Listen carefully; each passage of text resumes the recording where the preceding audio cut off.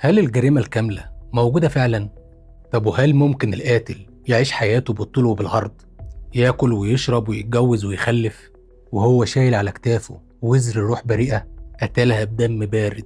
لا وإيه، الناس حواليه بتتعامل معاه عادي ولا كأنه عمل حاجة. والأصعب من ده كله، هل ممكن الضحية تموت مرتين؟ مرة بسكينة الغدر ومرة تانية بانتهاك حرمة جسدها بعد ما الروح فرقته. قضية النهاردة مش بس قضية قتل، ده قضية بتكشف أقبح ما في النفس البشرية.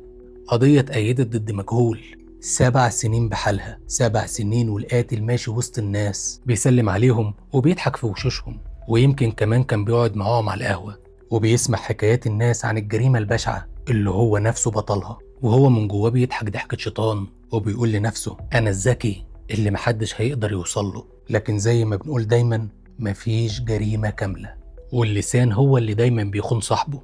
كلمة واحدة أو مجرد فلتة لسان في قعدة صفا يبقى هو الخيط اللي كر بكرة الخيط وكشف الستار عن واحدة من أبشع الجرائم اللي شهدتها مدينة المنصورة.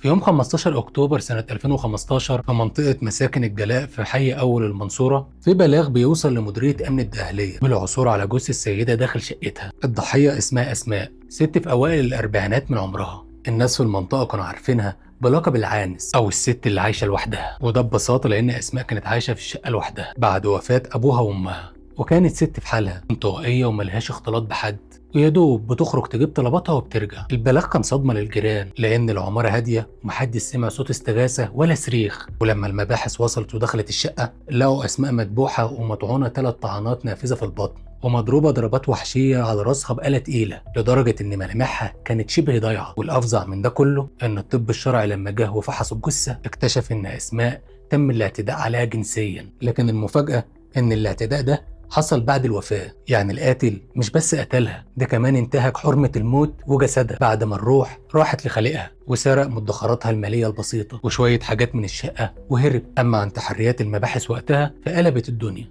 رجال المباحث فحصوا كل المداخل والمخارج، والمفاجأة إن مفيش أي كسر في باب الشقة أو الشبابيك. يعني القاتل دخل بطريقة مشروعة، وكان لا إما معاه مفتاح لا إما أسماء هي اللي فتحت الباب بنفسها. وده كان شيء غريب جدا على ست بتخاف من خيالها وعايشة لوحدها. ووقت التحريات المباحث حققت مع الجيران والمعارف وحتى الناس اللي كانت بتوصل طلبات للمنطقة، ومن ضمن الناس اللي اتحقق معاه وقتها شاب جارها وساكن معاها في نفس العمارة اللي هي ساكنة فيها، اسمه أحمد.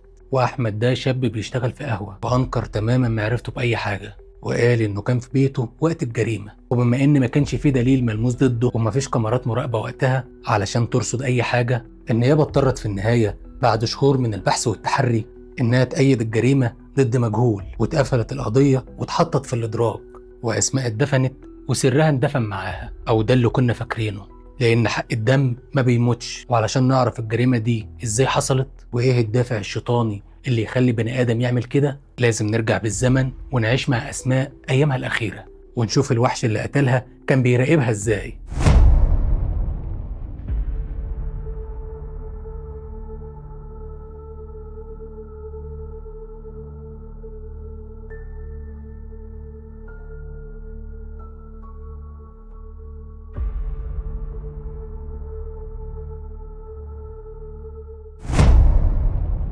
أسماء بعد وفاة والدها ووالدتها لقت نفسها وحيدة في الدنيا من غير ولا أخ ولا أخت ولا زوج ولا ونيس، وكانت بتصحى كل يوم وبتعمل نفس الروتين، والصمت كان هو صاحبها الوحيد. ورغم وحدتها إلا إنها كانت بتخاف من الناس، لأنها كانت عارفة إن الست اللي تعيش لوحدها في مجتمعنا ده تبقى مطمع أو مادة دسمة للنميمة والكلام. وعلشان كده كانت بتحاول تحافظ على نفسها وعلى سمعتها بكل الطرق، وبتمشي جنب الحيط، لبسها محتشم وكلامها بحساب. حتى جيرانها ما كانوش بيسمعوا صوتها إلا قليل، وكانت فاكرة إن وحدتها دي حصن الأمان ليها. مع الأسف ما كانتش تعرف إن الوحدة دي هي السلاح اللي هيستخدمه القاتل ضدها. وعلى الناحية التانية، فأحمد جارها اللي ساكن معاها في نفس العمارة ما كانش مجرد جار عادي. أحمد كان شاب شغال في قهوة، حياته مش مستقرة، شخصيته فيها تركيبة معقدة من الحقد والشر، وفي نفس الوقت كان عارف كل تفصيلة عن حياة أسماء، عارف إنها وحيدة وعانس في نظر المجتمع، وعارف كمان وده المهم بالنسبة له إنها ورثت عن أبوها وأمها قرشين عينهم للزمن. والشيطان كان بيزن في ودان أحمد ليل نهار وبيصور له إن أسماء صيدة سهلة، كنز مقفول عليه باب شقة ومحدش هيحس لو انفتح. بس الموضوع عند أحمد ما كانش موضوع طمع في فلوسه بس، لأ، ده كان فيه دافع تاني، دافع أسود ومكتوم جواه من سنين طويلة، والدافع ده اللي خلاه يحلل لنفسه قتلها بالطريقة البشعة دي. أحمد كان بيحكي لنفسه ولشريكه بعد كده قصة غريبة، قصة من أيام الطفولة.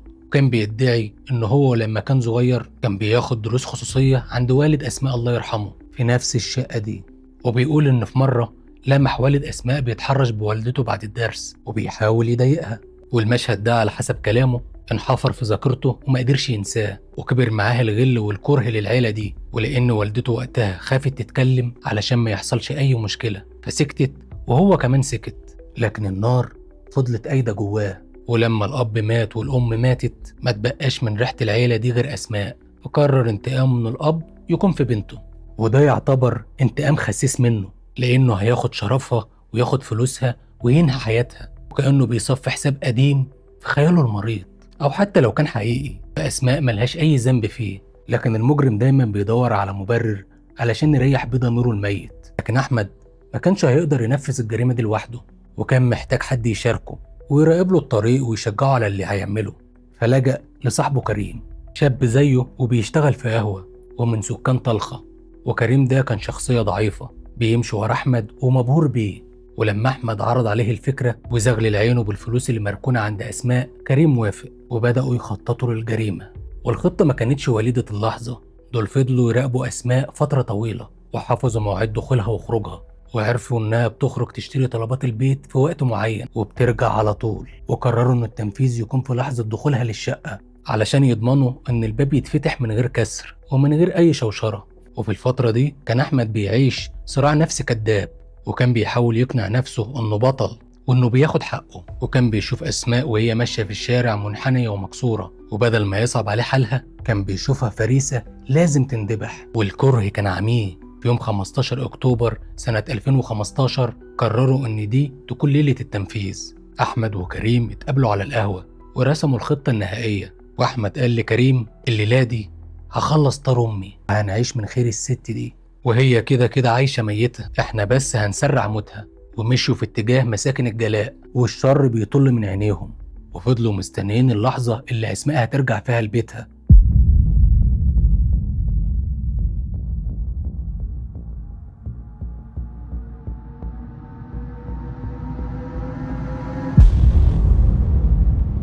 التنفيذ كان ماشي زي الساعة، وأسماء رجعت من بره ويا دوب بتحط المفتاح في باب شقتها وبتفتح. أحمد وكريم اللي كانوا واقفين لها على السلم في الدور اللي بعد الدور اللي كانت ساكنة فيه هجموا عليها فجأة وزقوها ودخلوا معاها وقفلوا الباب بسرعة. وأسماء ملحقتش حتى تصرخ، الصدمة لجمت لسانها. شافت جارها الشاب اللي بتشوفه كل يوم وشافت معاه واحد غريب. وفي لحظة أحمد مسكها وكمم بقها علشان ما تعملش أي صوت. وهنا ظهر الغل كله وطلع السكينة وبدون أي مقدمات ضربها 3 طعنات قوية ببطنها، فالدم انفجر وغرق المكان. وأسماء وقعت على الأرض وهي بتنازع وبتحاول تقاوم وبتتمسك بالحياة. لكن أحمد كان مصر يخلص عليها ومسك راسها وبكل وحشية فضل يخبطها في الترابيزة الخشب اللي كانت موجودة في الصالة، وخبطة ورا التانية لحد لما الحركة سكنت تماما والأنفاس اتقطعت وأسماء فرقت الحياة. لحد هنا كانت الجريمة جريمة قتل بشعة بدافع السرقة والانتقام، لكن اللي حصل بعد كده كان فظيع. أحمد بص لجثة أسماء وهي غرقانة في دمها، وبدل ما يخاف أو يهرب شهوته المريضة الشيطانية اتحركت وقرر إنه ينفذ الجزء الثاني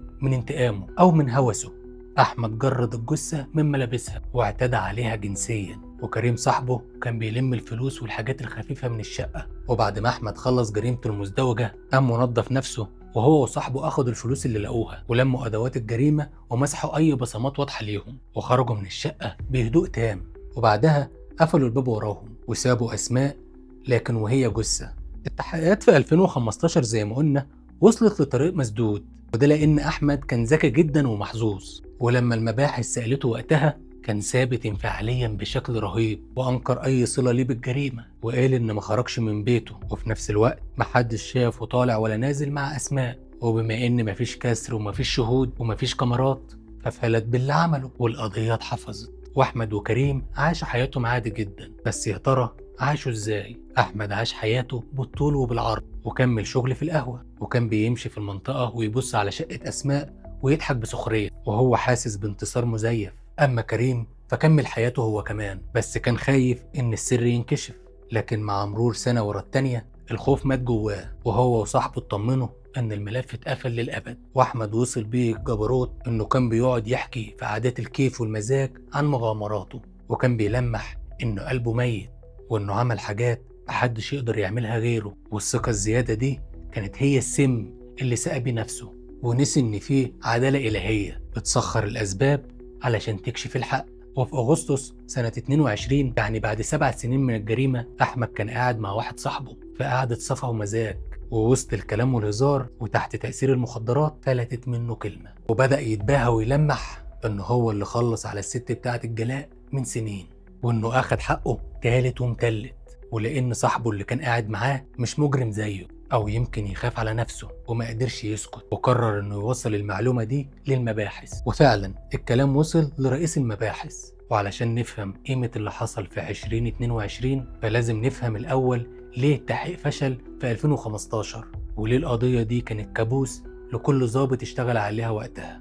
في 2015 فريق البحث كان بيحارب طواحين الهوا، بس الجريمة كانت نظيفة بزيادة. ونظيفة هنا مش مقصود بها ان مفيش دم، بالعكس الدم كان مغرق المكان، لكن المقصود ان مسرح الجريمة كان اخرس ما بيقولش حاجة. والمعاينة الاولية اثبتت ان الباب سليم والشبابيك سليمة، وده حط المحققين قدام فرضية واحدة قاتلة للوقت والمجهود، ان القاتل معروف للمجني عليها. والفرضية دي رغم انها منطقية لكنها كانت الفخ اللي وقع فيه التحقيق. المباحث وقتها كثفت جهودها كلها في مكان واحد، وهي البحث عن علاقة سرية أو قريب طمعان.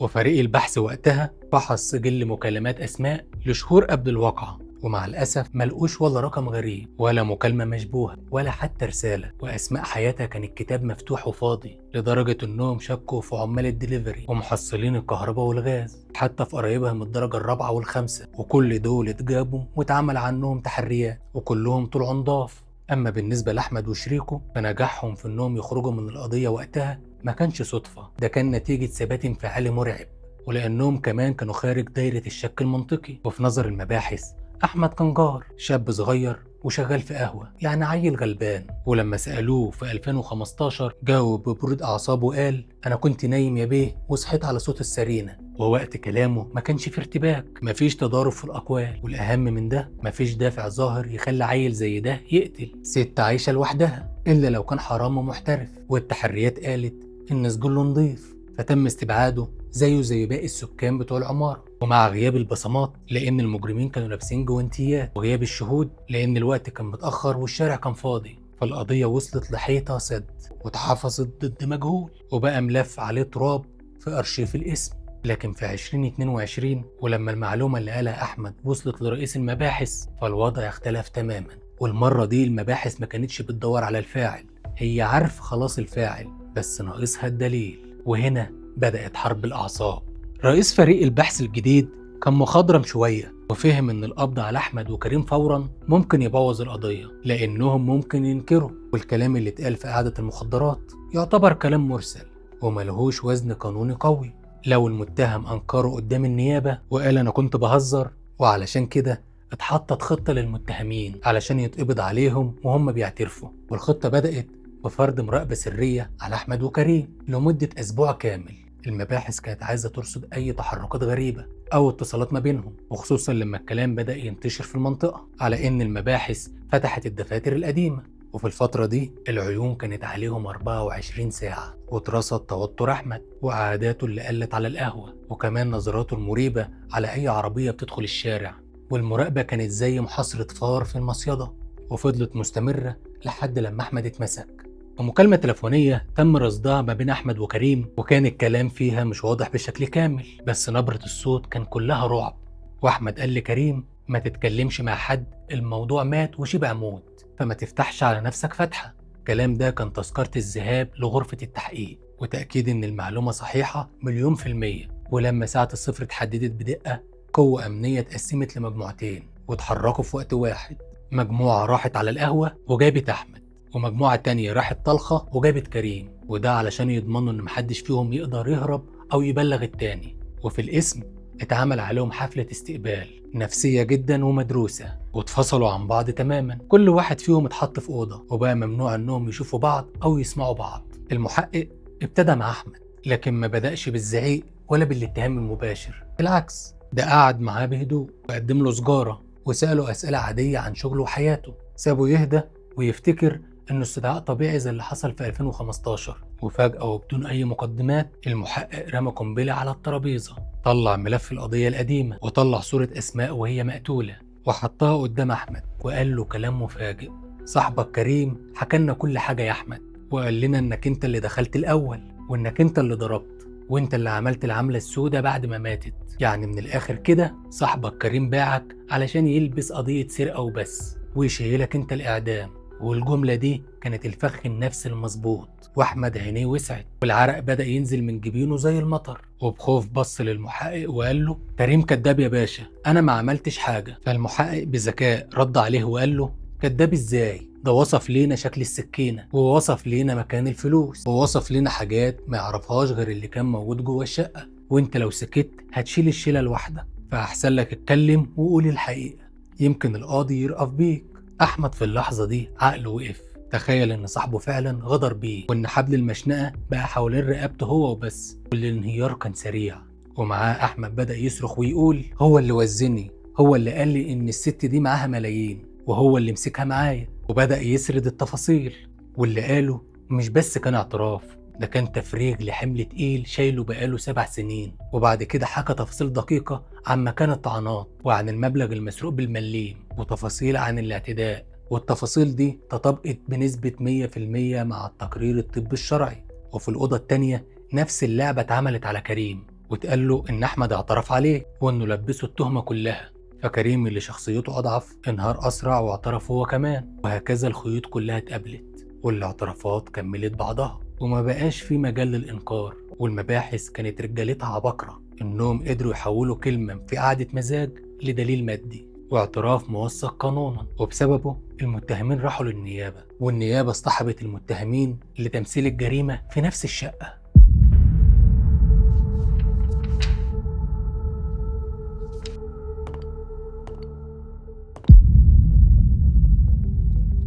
وفي 23 ديسمبر سنة 2023 وبعد استطلاع رأي فضيلة المفتي، محكمة جنايات المنصورة أسدلت الستار عن القضية بحكمها التاريخي والعادل على المتهمين بالإعدام شنقا. والحكم ده كان بمثابة طبطبة على روح أسماء، وكانت رسالة لكل ظالم فاكر إن الزمن ممكن يمحي ريحة الدم، أو إن الستر هيفضل مغطيه طول عمره.